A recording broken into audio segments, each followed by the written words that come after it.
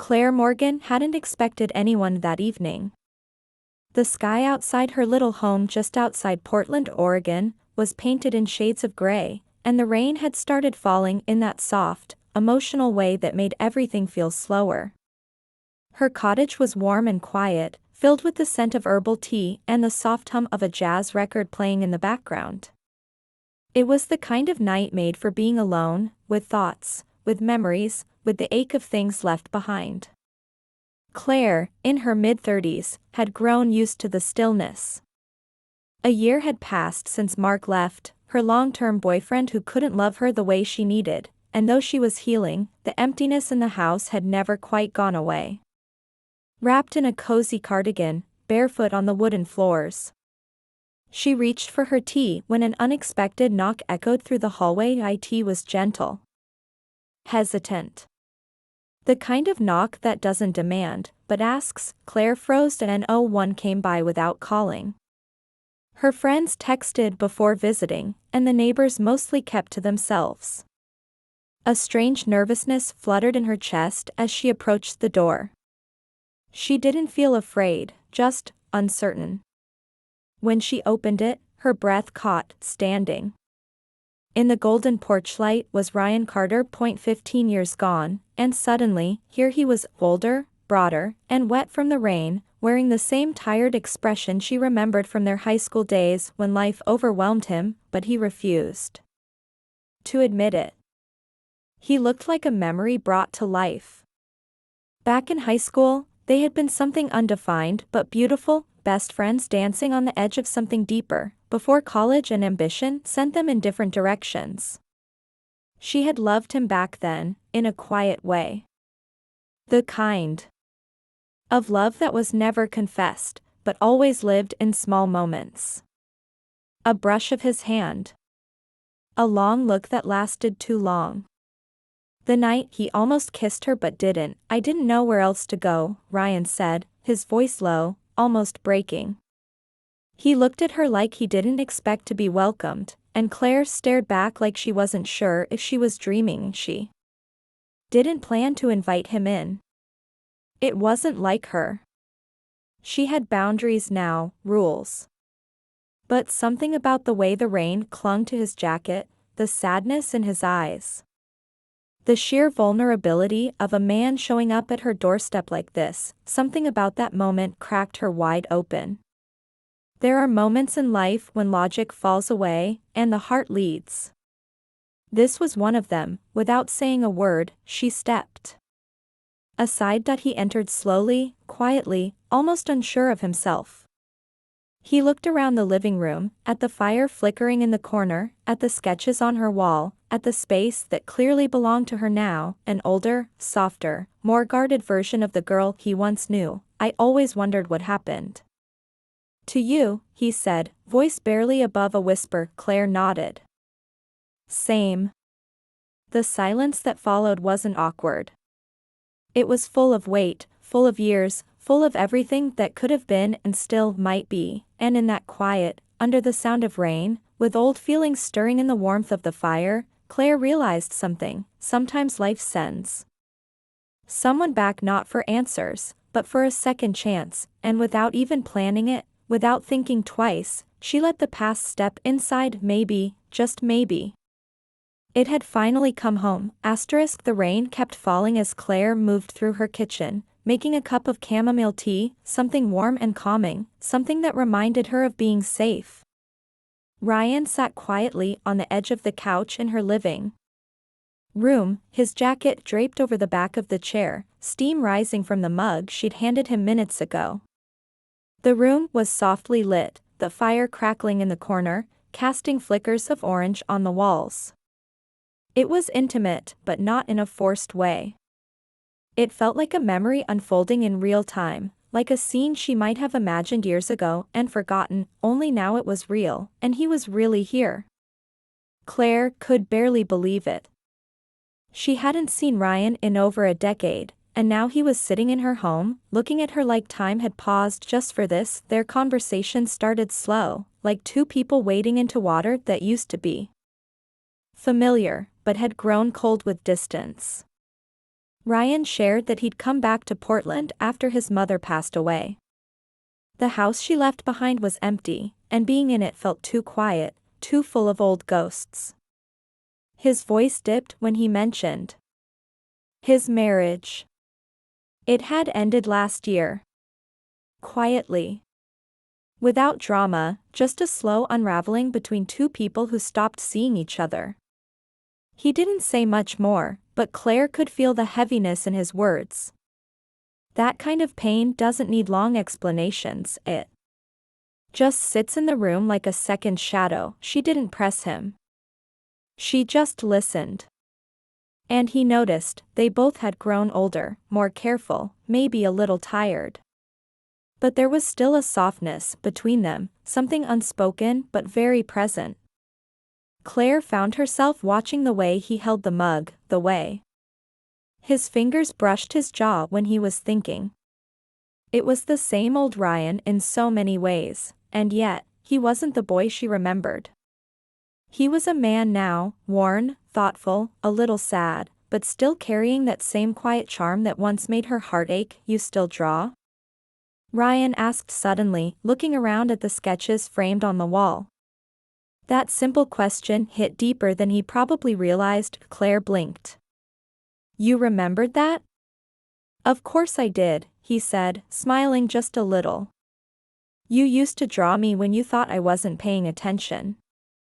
She laughed, a soft, surprised kind of laugh that came from a place she hadn't touched in a long time. "I still draw," she admitted, "but not people anymore. Just nature. Trees. Light. Things that don't leave." There was a pause. "Not heavy, just thoughtful. Maybe you should start again," he said gently. That suggestion lingered. Not because of the words, but because of the way he said them. Like he was offering her something, not just encouragement, but maybe even a piece of the connection they used to have. Outside, the rain had eased to a gentle mist. Inside, the fire warmed the space between them, though something deeper warmed the space within them. There was a tenderness in the way they looked at each other now. No games. No pretending. Just two people who once mattered to each other, sharing the same room again, and realizing that not everything they had was lost. They didn't talk about the past directly. Not yet. But every glance, every half-smile, every pause between words said what neither of them could. "I remember. I never really forgot." The hours passed quietly, gently, like pages turning in a book they'd both read before, but this time, they were finally ready to see how it ended, and neither of them wanted to close it just yet. The next evening, Claire found herself doing something she hadn't done in years, opening the old wooden box she kept under her bed. It was covered in dust and memories, filled with pieces of a life she no longer showed to anyone. Inside were sketches, old photos, and folded papers yellowed by time. But what drew her hands, almost as if they knew where to go, were the letters. Dozens of them, handwritten and raw, addressed to someone who had never read them. Ryan Carter. She had started writing those letters after he left town all those years ago, when they were still just young dreamers, full of maybes and what-ifs.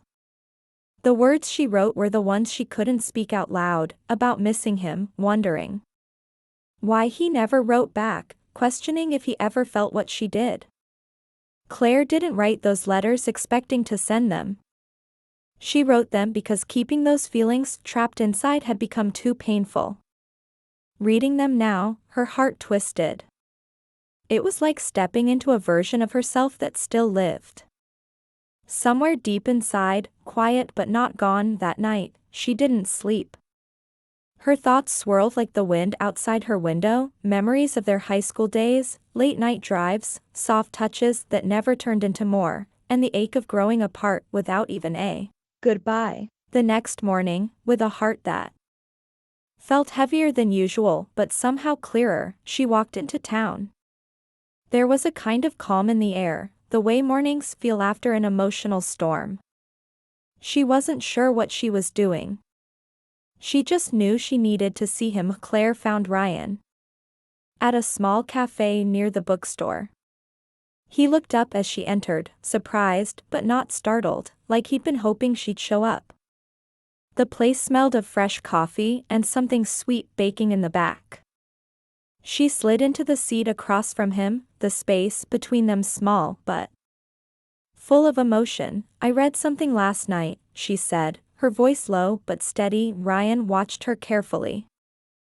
Yeah. I used to write you letters, she said, eyes locked with his. After you left. I never sent them. I didn't think you'd ever come back. He didn't speak right away. His eyes dropped for a moment, then slowly met hers again. I didn't know you felt that way, he said softly. I didn't know how to say it back then. I just needed to believe someone was still listening. Ryan reached across the table, his fingers brushing hers, just for a second. It wasn't a grand gesture, but it made her chest tighten. I should have come back sooner, he said. I thought leaving would make it easier. But it didn't. I kept carrying you with me, even when I didn't want to admit it. Claire didn't cry, but the feeling was there, just behind her eyes, just beneath her skin. I used to wonder if you forgot me, she whispered. I didn't. I remembered everything, he said. I just didn't think I deserved to come back. The cafe was quiet, the rest of the world fading into the background as they sat there, two people who had once slipped away from each other, now finding their way back with gentle, careful steps. There were no declarations of love, no promises made. But there was a warmth, a sense of something unfinished being reopened, not with urgency, but with hope. And in that small-town cafe, over coffee and unsent letters, Claire and Ryan began writing a new chapter, one wordless look at a time. Spring came early to Portland that year. The cherry blossoms bloomed in soft pink clouds along quiet streets, and the air smelled fresh, like new beginnings. Claire felt it too, not just in the season, but inside herself. Something had shifted. Her heart wasn't so heavy anymore. The quiet ache that had lived in her chest for years had softened, replaced by something slower, warmer, and strangely unfamiliar: peace.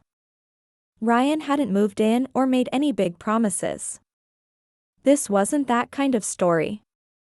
But he started coming by more often.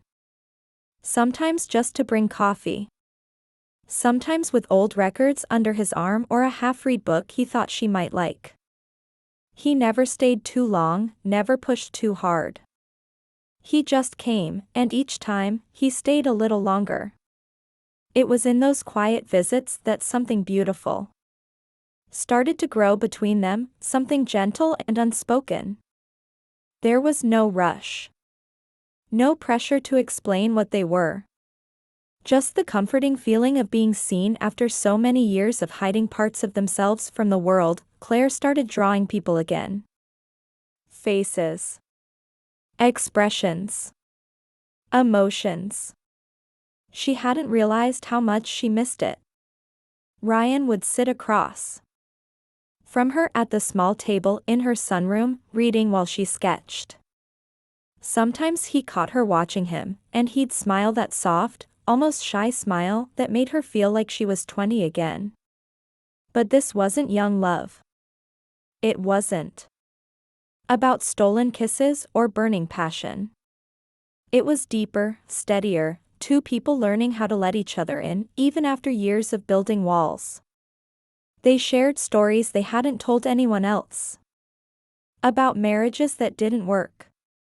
About dreams that faded. About people they lost. There were moments when they'd sit in silence, hands just barely touching, and it felt like the most intimate thing in the world. No need for constant words. No need to explain the way their hearts were slowly reaching toward each other again. Then one Sunday afternoon, as the sun poured through the windows, Ryan showed up holding a small, worn notebook. "Found this in the glove box of my truck," he said, handing it to her with a look that told her it mattered. Claire opened it slowly. Inside were pages filled with his handwriting, lyrics, fragments of thoughts, old poems. Many of them about her. About the girl he left behind. About the things he never said out loud.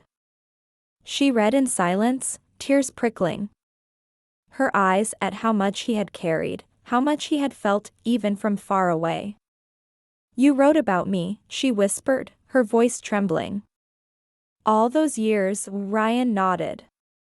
"You used to write me letters. I wrote you songs. I just never had the courage to sing them." Claire closed the notebook, holding it gently like something sacred. She looked up at him, heart open, unafraid for the first time in a long time.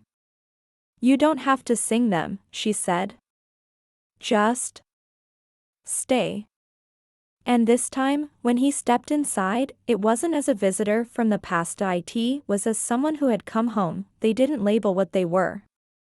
They didn't make plans for forever. But every shared morning coffee, every evening walk, every quiet night spent reading or talking by the fire slowly stitched them back together. Not as the people they used to be, but as the people they'd become, a little older, a little more scarred, but still capable of loving deeply. And in that love, there was something rare. Something lasting. Something real, because sometimes, the heart knows when it's safe to begin again, and this time, they both said yes.